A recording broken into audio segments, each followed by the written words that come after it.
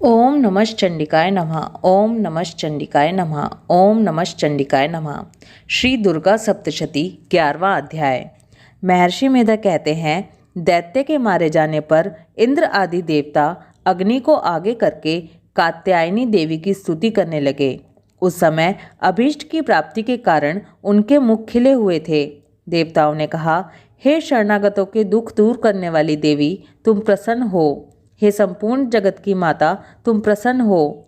विश्वेश्वरी, तुम विश्व की रक्षा करो, क्योंकि तुम इस चर और अचर की ईश्वरी हो।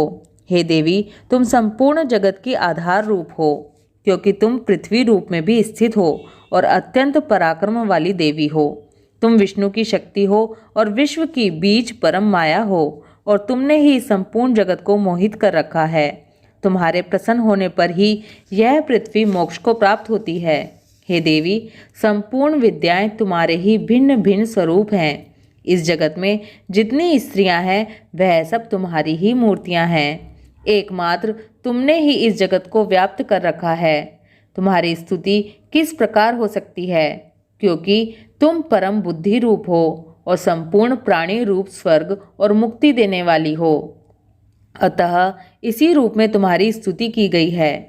तुम्हारी स्तुति के लिए इससे बढ़कर और क्या युक्तियां हो सकती हैं।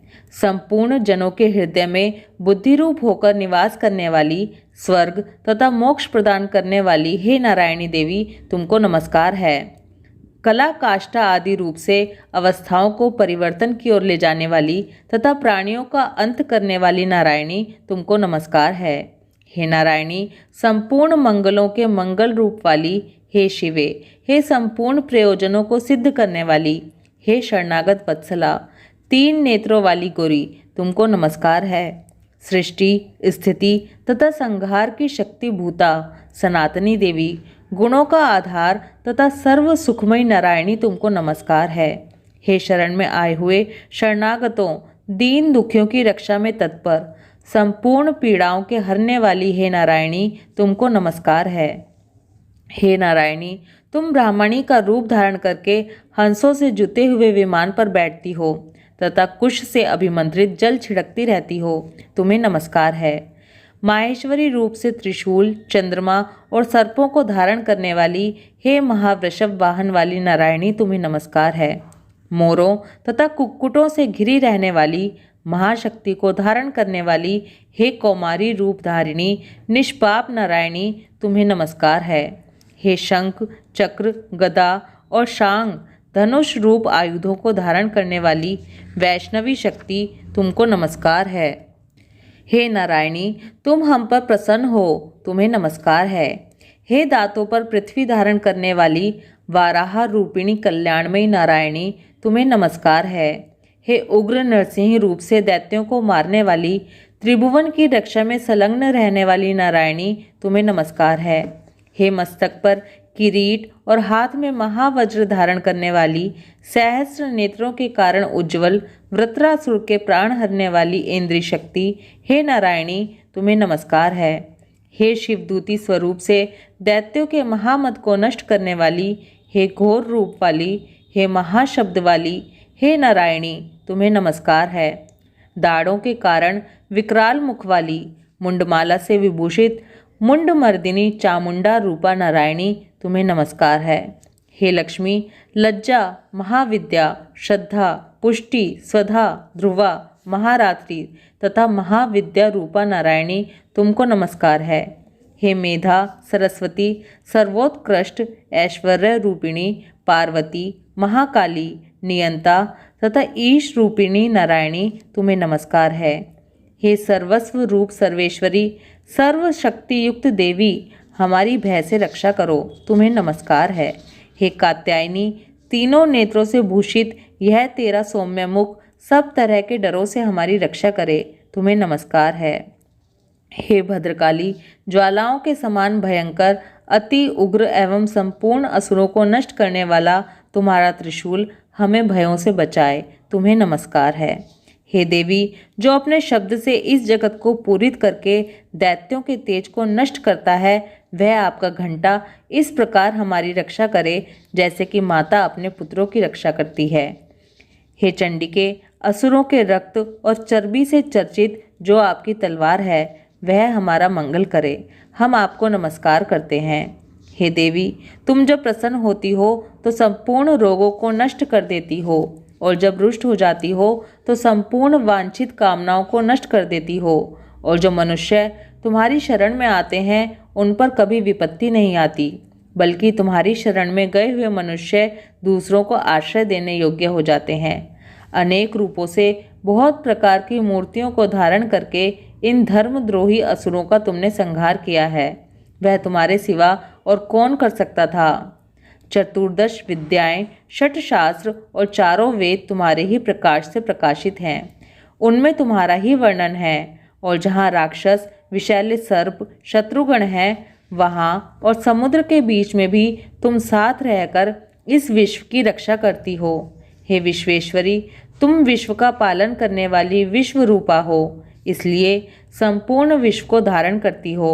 इसलिए ब्रह्मा, विष्णु, महेश की भी वंदनीय हो।